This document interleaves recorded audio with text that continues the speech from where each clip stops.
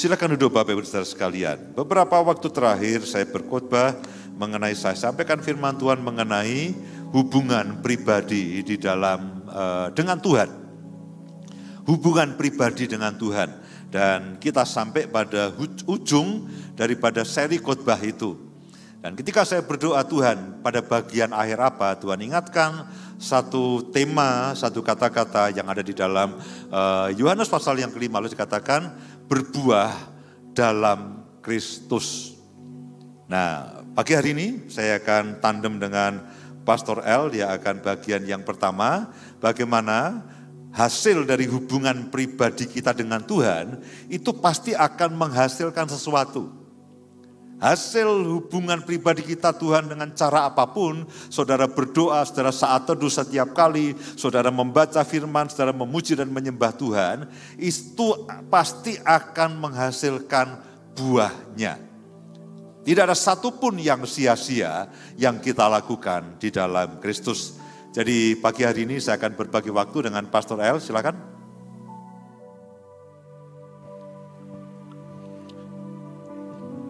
Shalom. Oke.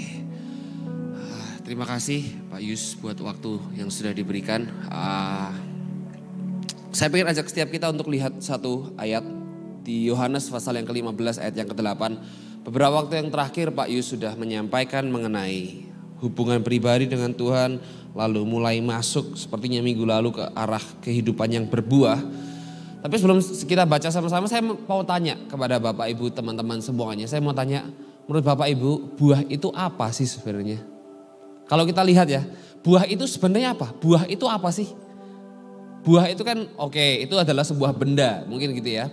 Tapi buah itu lahir karena apa? Atau buah itu apa sebenarnya? Dan kemarin saya merenungkan, buah itu apa sebenarnya? Lalu ketika saya renungkan, saya ngerti bahwa, saya sadar bahwa buah itu adalah sebuah hasil. Betul? Buah itu adalah sebuah hasil. Dan tidak hanya hasil, tapi itu juga sebuah bukti. Betul? Mungkin Bapak Ibu bisa membedakan pepohonan dari dedaunannya. Betul ya? Mungkin bisa. Tapi gak banyak orang yang bisa membedakan pepohonan itu dari daunnya. Betul? Karena kan siapa orang yang hafal bentuk-bentuk daun, siapa orang yang menghafalkan, betul? Tapi begitu dia lihat buah, dia tahu ini pohon apa, betul? Itulah kenapa kekristenan tidak pernah berkata, hendaklah kamu berdaun.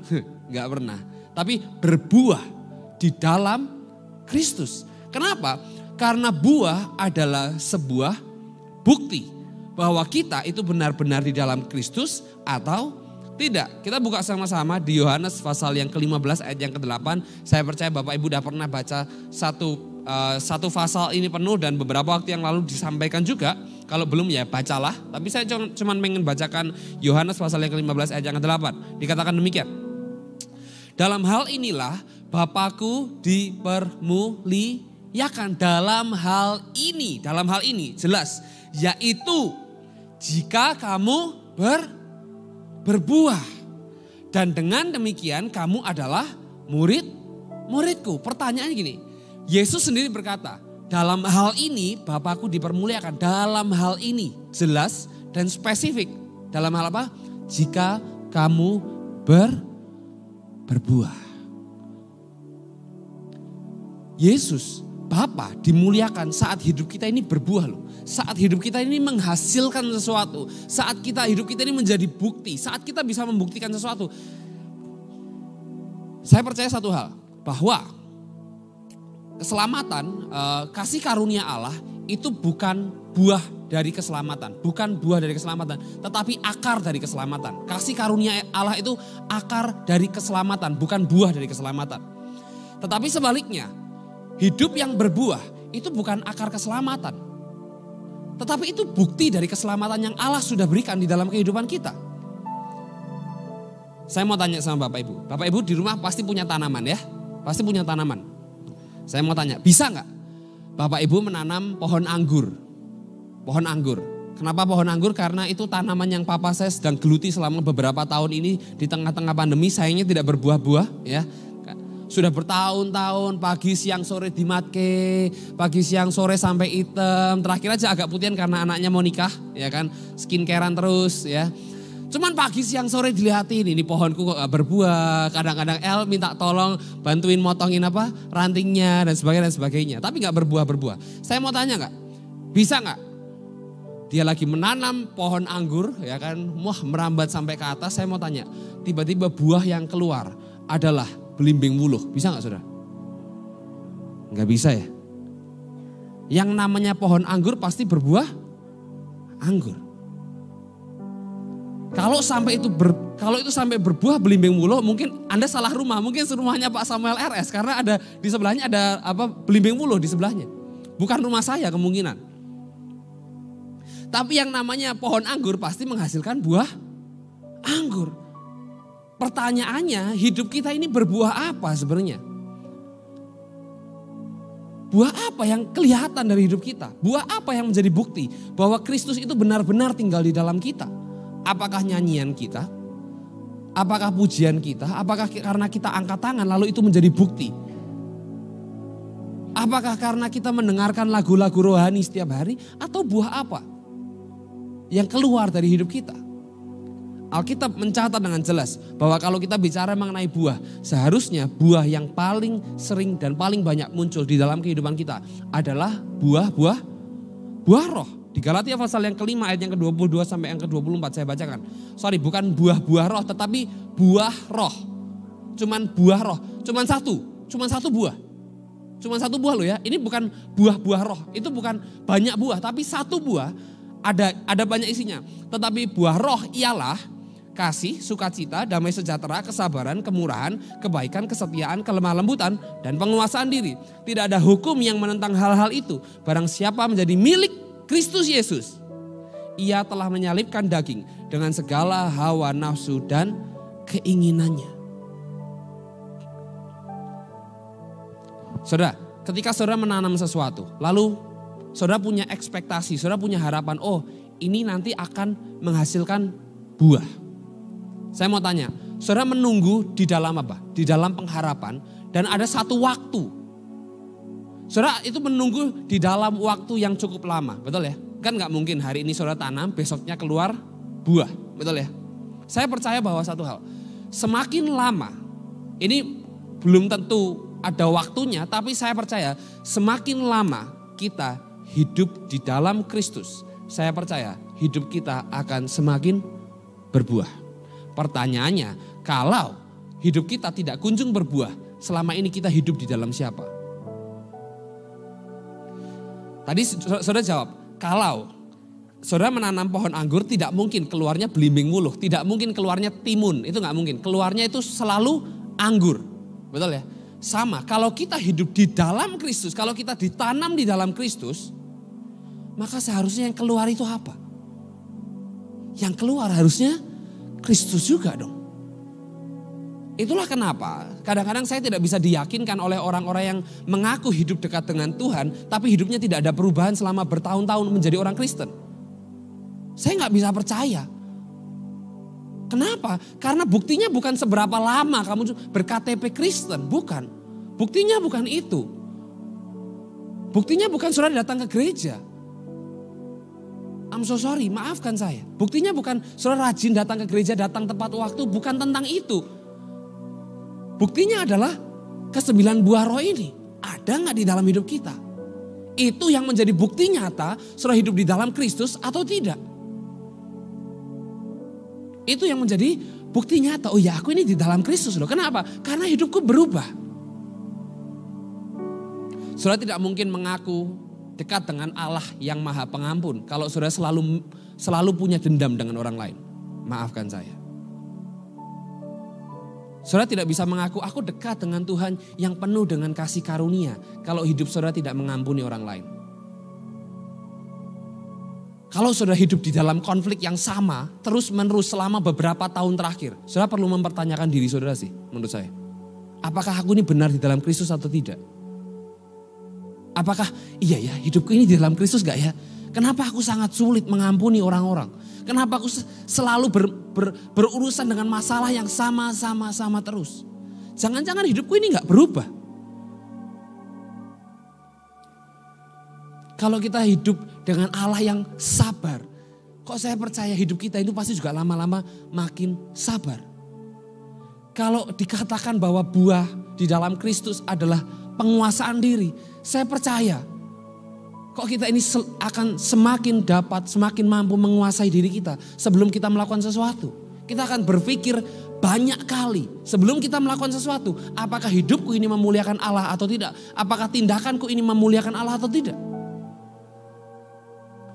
Ini tidak menentukan keselamatan saudara sama sekali. Tapi ini menunjukkan apa yang selama ini saudara lakukan di dalam kehidupan kekristenan setiap kita. Salah dua dari banyak orang yang saya kenal yang hidupnya berbuah adalah orang tua saya. Senyum-senyum sendiri mereka dalam hati, ya kan? Bangga disebut dalam khotbah. Jujur saudara, dulu orang tua saya ini kan yang kenal lama orang tua saya tahulah mereka itu menyebalkan. Ya Tante Dorcas betul ya, menyebalkan ya. Menyebalkan. Yang satu kalau ngomong nyelekit masih sih kadang-kadang, ya kan. Galak, dulu pemarah temperamen, ya kan. Yang satu pemarah, yang satu pemutung. Saudara tebaklah yang mana yang pemarah dan yang mana yang gampang mutung, yang gampang ngambek gitu. Tapi saya nggak tahu sejak kapan, tapi ya kalau Pak Yus cerita mungkin sejak di mana Papa mulai rutin baca Alkitab ya. Waktu masa gereja terombang-ambing dan Papa kembali baca firman, kembali menghabiskan waktu banyak untuk dekat dengan Tuhan. Tapi saya ini saksi hidup saudara. Saya saksi hidup. Di mana saya melihat mereka itu berbeda banget dibandingkan dulu saudara. Sangat berbeda. Yang satu kalau ngomong masih nyelekit, tapi marahnya itu udah jauh berkurang saudara. Kalau dulu dikit-dikit marah, dikit-dikit bentak dan sebagainya. Yang satu saudara, dulu kalau marah sampai jam 3 pagi saudara. Bayangin, saya punya orang tua yang kalau marah tuh sampai jam 3 pagi dan harus ngerayu saudara. Kita tuh gak bisa tidur nyenyak kalau dia tidak tidur dalam keadaan tersenyum saudara. Kita harus minta maaf, memohon sampai pagi, sampai subuh.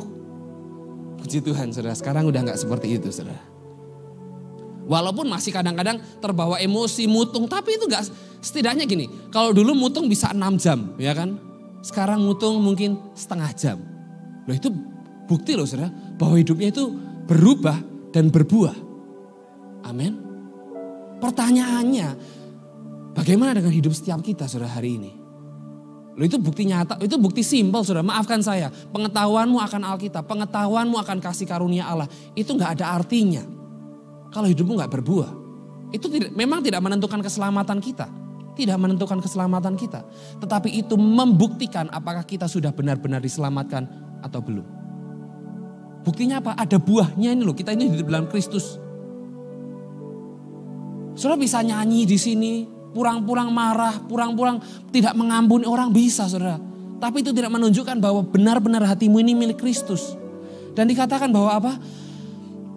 Barang siapa menjadi milik Kristus Yesus. Kalau kita nyanyi lagu rohani kan, ku milikmu, betul? Tapi begitu kita bertemu dengan masalah, tapi begitu kita bertemu dengan konflik, begitu kita bertemu dengan orang-orang yang kita tidak sukai, kita lupa bahwa hidup kita ini milik Kristus. Sorry Tuhan, untuk sesaat hidupku ini milikku. Wah ya kan. Kalau udah ketemu masalah kayak gitu. Kalau ketemu orang yang dibenci, sorry Tuhan. Saudara, gak ada Kristen-Kristenan. Hidupku dalam hal ini. Begitu ada masalah, baru hidupku jadi orang Kristen. Ya kan. Rajin berdoa. Tapi begitu ketemu orang yang menyebalkan, begitu ketemu orang yang aku benci. Sorry Tuhan, aku adalah raja atas hidupku sendiri. Mana bisa seperti itu. Dikatakan, barang siapa menjadi milik Kristus Yesus, ia telah menyalibkan daging. Yang disalibkan daging siapa? Daging kita sendiri, bukan dagingnya orang lain. Berapa banyak orang Kristen yang sukanya menyalibkan dagingnya orang lain. Tuhan aku milikmu. Tapi kalau dia salah, dia harus kusalibkan. Dia harus kuhukum. Dia harus menerima kemarahanku Tuhan. Sorry Tuhan, aku gak bisa mengampuni dengan ikhlas kalau dia tidak dihukum. Loh saudara, ini di dalam siapa? Firman-Nya berkata, yang disalibkan itu dagingnya kita, bukan dagingnya orang lain. Tapi berapa banyak ketika kita menghadapi masalah, kita berharap yang disalibkan itu dagingnya orang lain, bukan daging kita sendiri. Ia telah menyalibkan daging dengan segala hawa nafsu. Mohon maaf saudara, hawa nafsu di sini itu bukan cuma berbicara hawa nafsu seksual, tapi hawa nafsumu untuk menghukum orang lain. Hawa nafsumu untuk membenci orang lain. Hawa nafsumu untuk mendendam kepada orang lain. Untuk membalas kepada orang lain. Itu juga kita salibkan. Dan segala apa? Keinginannya. Hidup di dalam Kristus lama-kelamaan. Itu akan berbuah. Menjadi semakin serupa dengan Kristus Yesus. Saudara boleh hafal Alkitab, saudara boleh bolak-balik Alkitab, baca Freedom Life bertahun-tahun. Tapi pada akhirnya saudara, salah satu buah yang nyata yang harusnya muncul apa? Yaitu hidup kita berubah dan berbuah di dalam Kristus. Dan menjadi semakin serupa dengan Kristus Yesus. Amin saudara. Saya bersyukur, saya melihat, saya menjadi saksi hidup dari kedua orang tua saya yang berbuah. Walaupun kalau dari papa saya itu tadi satu-satunya yang tidak berbuah itu pohon anggurnya. Kasihan banget. Begitu berbuah dikit kehujanan mati. Ya kan. Berbuah dikit kehujanan dimakan jamur. Ya kan. Dia tetap semangat. Yang bosan anaknya bantuin. Dan saya gak tahu kenapa yang selalu dimintain tolong saya. Bukan anaknya yang besar. Siang-siang ya. Gak tahu. Jam 1 siang kadang-kadang motongin pohon anggur. Saya tahu 1 siang itu kan panasnya setengah mati ya saudara. Ya ini khotbah tapi saya selipkan curhat sedikit, panas gitu loh saudara. Tapi saya bersyukur dan saya berdoa bahwa hidup kita semakin berbuah di dalam Kristus dan menjadi semakin serupa dengan Kristus Yesus. Amin. Kalau saudara mungkin iya ya, kalau saudara sadar ya, kalau nggak sadar gimana ya udah terserah saudara, kalau nggak sadar ya nggak apa-apa. Tapi kalau saudara sadar, oh iya, kok aku masih hidup di dalam konflik yang sama bertahun-tahun. Coba saudara bertobat dan bertobatnya sungguh-sungguh kali ini. Jangan bertobat di mulut saja tapi bertobat dalam hati. Iya ya, harusnya itu hidupku berubah. Mohon maaf saudara, harusnya konflik kita itu berubah. Konflik kita itu semakin dewasa. Gak sama terus seperti 10 tahun yang lalu, 15 tahun yang lalu. Harusnya berubah. Cara kita menghadapi konflik pun berubah. Cara kita menghadapi masalah pun berubah saudara. Amin. Kenapa? Karena hidup kita di dalam Kristus pasti berubah dan berbuah. Amin saudara. Silahkan Pak Yus dilanjutkan. Tuhan Yesus memberkati.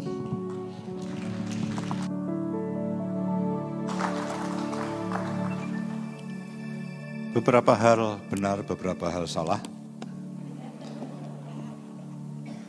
Jadi pohon anggur saya sudah berbuah sangat lebat, cuman buahnya tidak tepat. Begitu berbuah lalu musim hujan, jadi rontok semuanya. Saya sedang melatih dia, EL, untuk menyukai tanaman. Dan memberi contoh, ini loh yang namanya pohon anggur, itu harus dirawat. Dan itulah yang Tuhan lakukan dengan kehidupan kita. Dia merawat kita, tidak peduli panas terik, dia tetap merawat. Injil Yohanes pasal yang ke-15, ayat yang pertama, kita akan belajar mengenai berbuah dalam Kristus. Kenapa ini menjadi sangat penting? Karena ini merupakan hasil daripada hubungan pribadi saudara dan saya dengan Tuhan. Yang selama mungkin 1 bulan lebih saya sampaikan kepada saudara. Bahwa hubungan pribadi saya dengan Tuhan, hubungan pribadi saudara dengan Tuhan, itu pasti menghasilkan sesuatu. Nah, poin penting ini saudara harus tangkap. Setiap persekutuan kita dengan Tuhan, itu pasti akan menghasilkan sesuatu. Nah, itu harus menjadi bagian dari iman kita. Jangan sampai kita rajin berdoa. Jangan sampai kita rajin membaca Alkitab. Jangan sampai kita rajin pelayanan. Jangan sampai kita rajin saat teduh sesuai dengan apa yang diajarkan Pak. Saya mau membangun hubungan pribadi, karena itu saya mulai menyediakan waktu. Saya mulai saat teduh, saya mulai membaca Alkitab, saya mulai berdoa, saya mulai dengan tekun bersekutu dengan Tuhan. Kalau itu saudara lakukan, itu adalah hal yang sangat baik. Nah, hal berikutnya yang saudara harus sadari, saudara akan mengalami buah daripada Kristus itu, dan saudara akan memberi buah kepada yang lainnya. Nah, Pastor El sudah sampaikan mengenai hal yang pertama, yaitu buah Roh Kudus. Itu merupakan cikal bakal, merupakan dasar daripada karakter Kristus. Nah, itu merupakan hal yang pertama yang dia sampaikan, dan saya bersyukur karena hal berikutnya yang saya sampaikan itu adalah mengenai hal yang lainnya. Tapi hal pertama yang saudara harus pahami adalah buah roh itu. Itu merupakan bagian dari hasil persekutuan saudara dengan Kristus. Saudara menghasilkan buah roh. Oleh karena Roh Kudus itu sendiri. Saudara menghasilkan buah roh, ada perubahan hidup. Saudara semakin sabar, karakter saudara berubah menjadi lebih baik. Karakter saudara berubah menjadi berkat bagi orang yang lainnya. Kami berdua punya karakter yang keras, dan kedua anak kami saudara bisa bayangkan, mereka juga sama-sama kerasnya. Saya keras, mereka yang besar lebih keras, yang kecil jauh lebih keras. Gantian saya bersaksi. Wah, saudaraku itu kalau dia omongi satu hal, dia bantahnya berhal-hal. Tapi itu dulu saya bersaksi, mereka sekarang jauh lebih berubah. Ya, mereka jauh lebih berubah, yang besar jauh lebih tenang, lebih kalem, yang kecil kekeras kepalaannya sudah mulai melunak. Ya, ini dulu tuh emosional saudaraku. Dan saya melihat mereka berdua berubah. Ya, beberapa hari sebelum kakaknya menikah, yang kecil temui kakaknya dan katakan, "Oh, sorry. Ya, dulu aku sering jengkel dengan kamu." Dan itu pertama kali saya lihat dia meminta maaf. Nah, itu kan perubahan. Itu kan perubahan, minta maaf, itu kan perubahan. Ya, dan itu merupakan hal yang bagus. Itulah fakta bahwa setiap hubungan kita dengan Kristus itu pasti menghasilkan sesuatu. Nah, ini adalah hal yang saya mau saudara itu mengerti, bahwa hubungan pribadi saudara dengan Tuhan itu tidak akan menghasilkan buah kosong, itu tidak. Lalu tidak menghasilkan apa-apa, itu tidak. Pasti menghasilkan buah. Nah, mari lihat di dalam Yohanes pasal yang ke-15 ayat yang pertama. Akulah pokok anggur yang benar dan Bapakulah pengusahanya. Yesus katakan, akulah pokok anggur dan Bapakulah pengusahanya. Kalau anggur di rumah, sayalah yang sebagai Bapa yang punya pohon anggur itu. Nah, saudara perhatikan bahwa Yesus dan Bapa itu merupakan yang satu pengusaha yang akan memberikan pupuk, yang akan melakukan segala sesuatu supaya pohon itu menjadi sehat dan berbuah pada waktunya. Setiap ranting padaku yang tidak berbuah dipotongnya.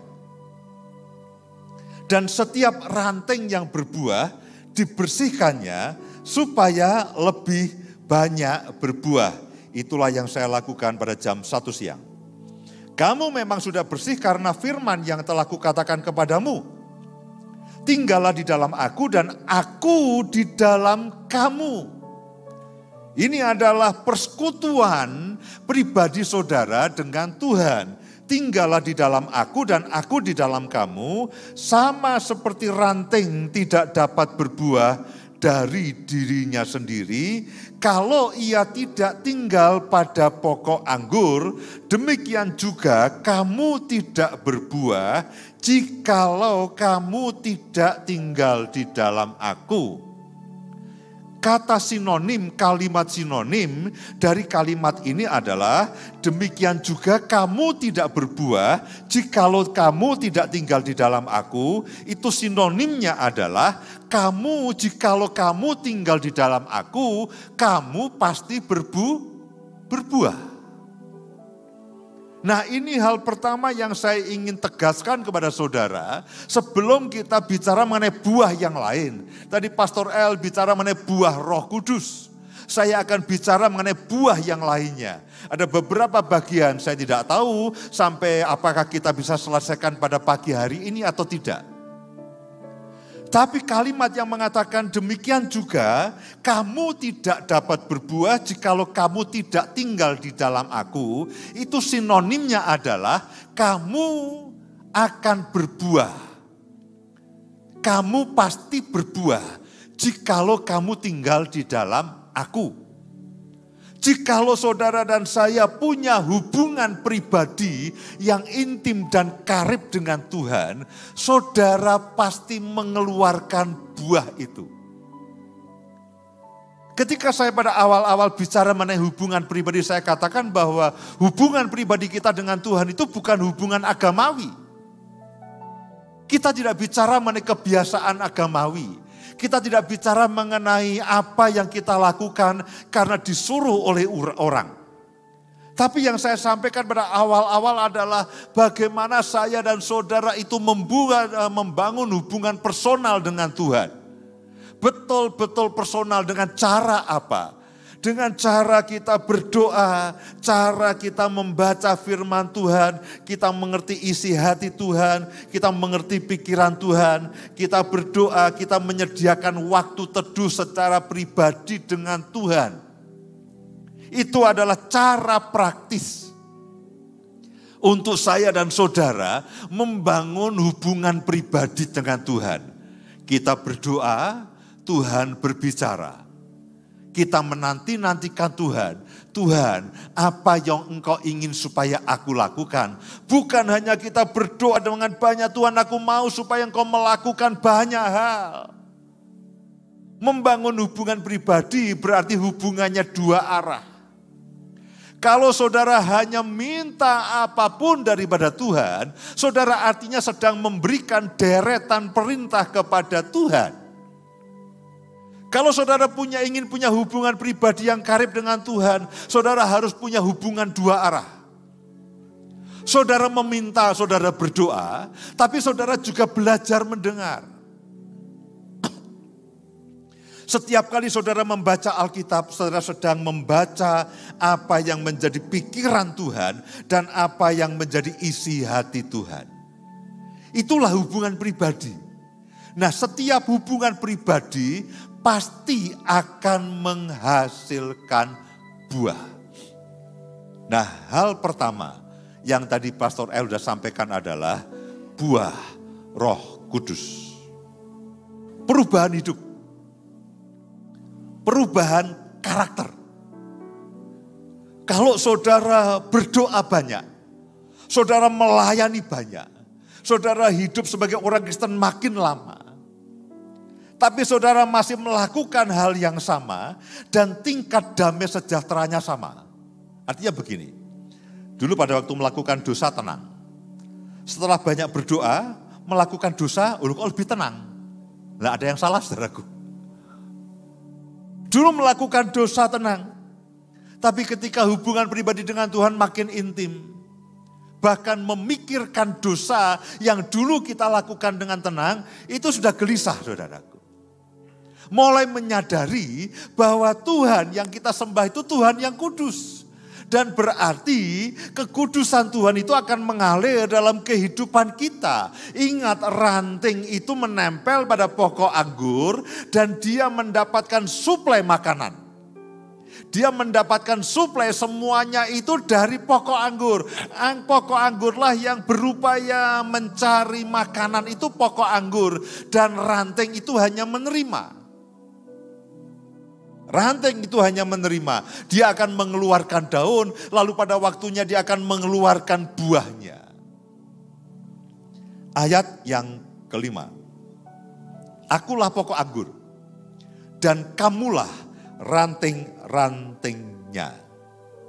Barang siapa tinggal di dalam aku, dan aku di dalam dia, dia berbuah banyak. Saudara harus yakin, kalau saudara tinggal di dalam Kristus, Kristus tinggal di dalam saudara, saudara berbuah banyak. Itu harus menjadi bagian dari iman dan pengharapan saudara. Saudara akan mengalami banyak apapun yang pokok anggur yang adalah Yesus sendiri itu punya. Saudara akan mengalami banyak apapun yang dipunyai oleh Yesus. Karena dikatakan bahwa kalau kamu menempel, kamu akan berbuah banyak. Sebab di luar kamu, di luar aku, kamu tidak dapat berbuat apa-apa. Sinonimnya, di dalam Kristus kita dapat berbuat banyak.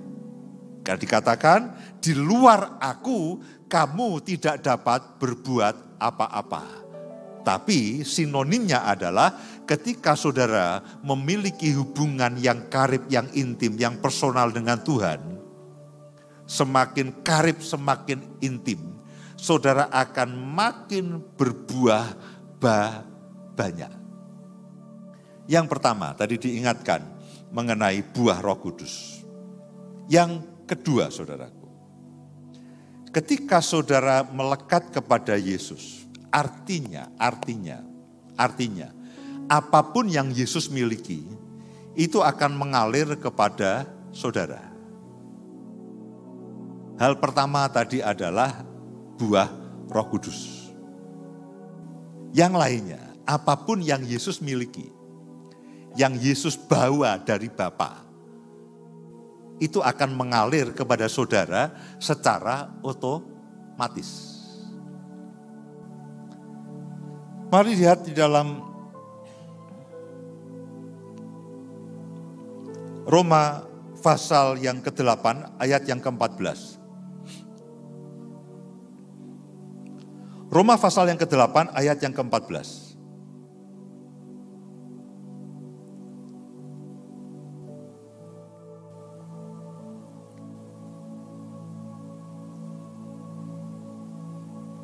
Semua orang yang dipimpin Roh Allah adalah anak Allah. Ketika saudara menerima Yesus sebagai Tuhan dan Juru Selamat, saudara adalah anak Allah. Karena Yesus ada dalam kehidupan saudara. Sebab kamu tidak menerima roh perbudakan yang membuat kamu menjadi takut lagi. Tetapi kamu telah menerima roh yang menjadikan kamu anak Allah.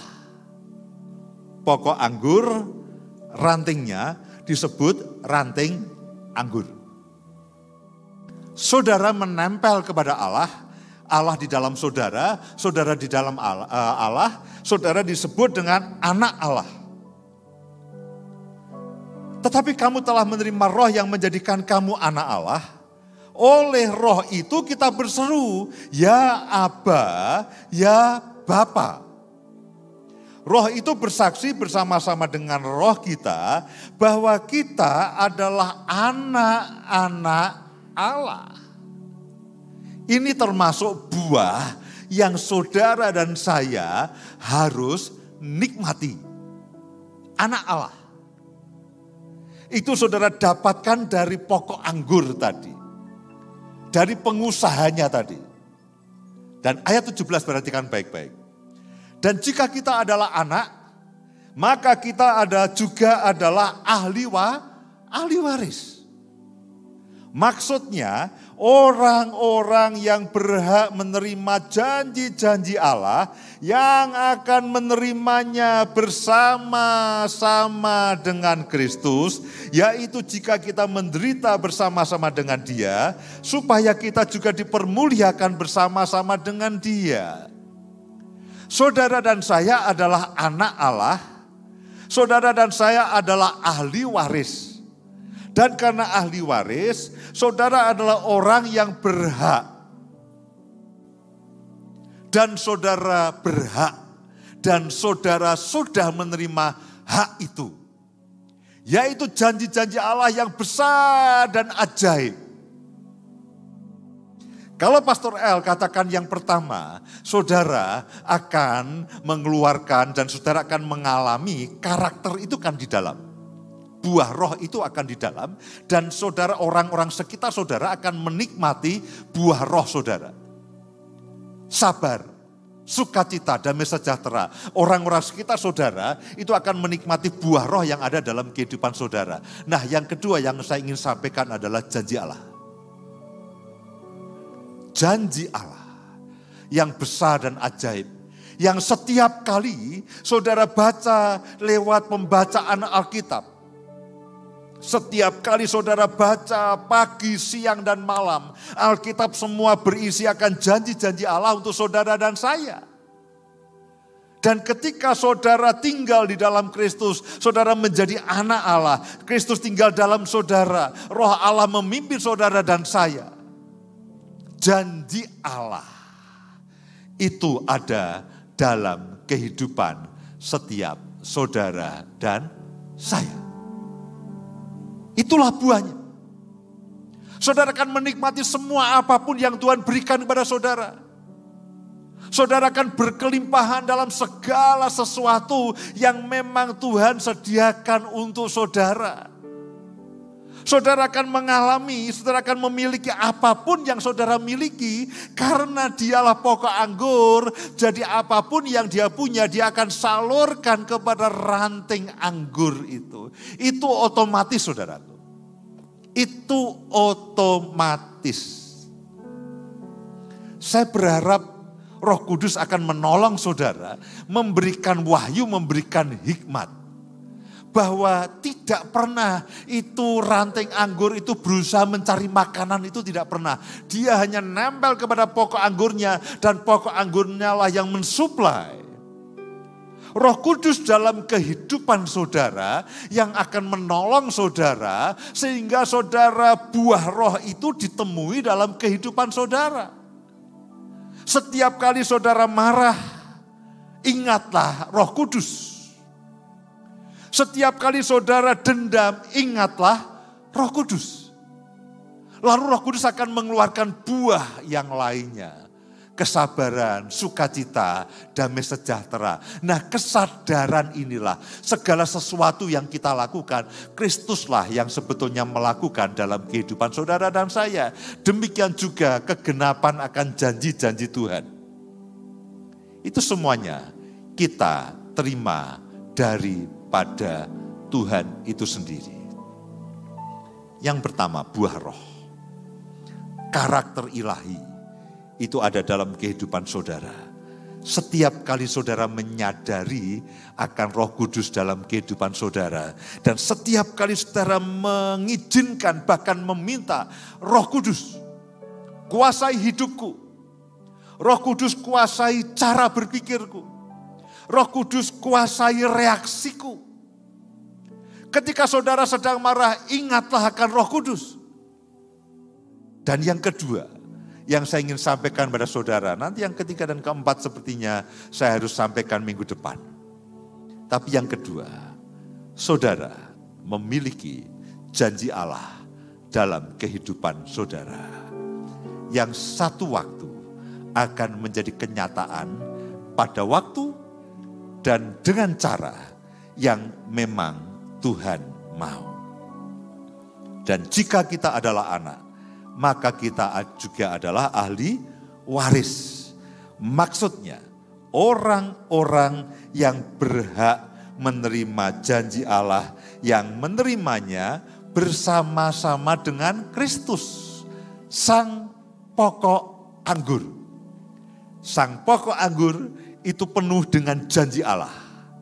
Ketika saudara sebagai ranting itu nempel kepada sang pokok anggur, itu janji Allah akan mengalir dalam kehidupan saudara dan saya. Semua janji Allah itu adalah milik saudara dan saya. Amin.